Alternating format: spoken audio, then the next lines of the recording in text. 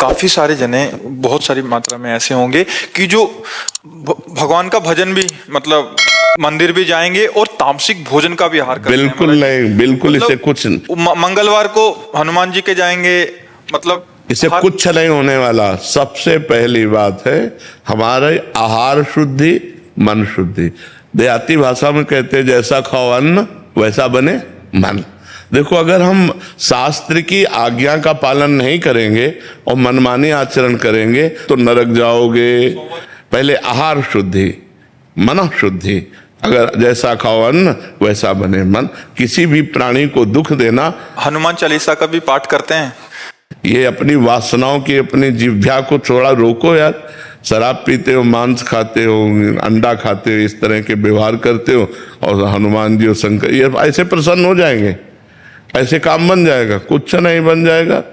अवश्य में भोक्तव्यम कृतम कर्म शुभाशुभम। जो तुम कर्म करोगे तुम्हें भोगना पड़ेगा। चाहे मुर्गा हो चाहे बकरा हो, सब जीव अपने प्राण बचाना चाहते हैं। सब जीव, तुम उनको काट कर खाओगे वो भोगना पड़ेगा। राम जी के रूप में भगवान ने यदि बाली के चरण में बाण मारा तो भगवान श्री कृष्ण के चरण में व्याध के रूप में उसने बाण मारा। देखो ना, लीला देखो। भगवान ने अंतिम अपनी लीला जो श्री कृष्ण लीला है वो यहां संपन्न की कि भगवान के चरण में व्याध जो है बाण मार रहा है।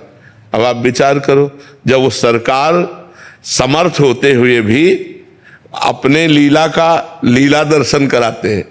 श्रवण कुमार के वध का संयोग बन गया दशरथ जी के हाथ से, शब्द वेदी बाण मार दिया। तो देखो उनका जो कर्म था वो तड़प तड़प के अपने पुत्र भगवान राम के वियोग में प्राण त्यागना पड़ा कि नहीं पड़ा? भगवान उसको मिटा सकते थे लेकिन भगवान नहीं मिटाते। अवश्य में भोक्तव्यम गीता जी में कहा है। इसलिए हमारी प्रार्थना है कि तमोगुणी भोजन का त्याग करो, सात्विक भोजन और संयम से रहोगे तो तुम में जो बल आएगा वो एक महान पवित्र बल होगा। आज बल नहीं दिखाई देता, चेहरे में कांति नहीं है, विचार में पवित्रता नहीं है। ऐसा नहीं, हम पशु नहीं हैं, हम मर्यादा से चलने के लिए हैं। हमारी मर्यादा बनाई गई, शास्त्र मर्यादा हमारी कानून व्यवस्था है। यदि हम शास्त्र मर्यादा से चलेंगे, शास्त्र कानून से चलेंगे तो हमारा मनुष्य जीवन सार्थक हो जाएगा, नहीं तो निरर्थक हो जाएगा। जैसे आजकल बच्चे कहते हैं हम स्वतंत्र हैं। नहीं, स्वतंत्रता नहीं। माता पिता की आज्ञा की परतंत्रता, शास्त्र की आज्ञा की परतंत्रता, गुरु की आज्ञा की परतंत्रता, कानून की परतंत्रता, अगर ये स्वीकार करोगे तो स्वतंत्र हो जाओगे। अगर मनमानी करोगे तो परतंत्र हो जाओगे। मनमानी स्वतंत्रता नहीं होती, मनमानी इंद्रियों की परतंत्रता होती। जो इंद्री कहती वही हम कहते हैं। आप अपने को स्वतंत्र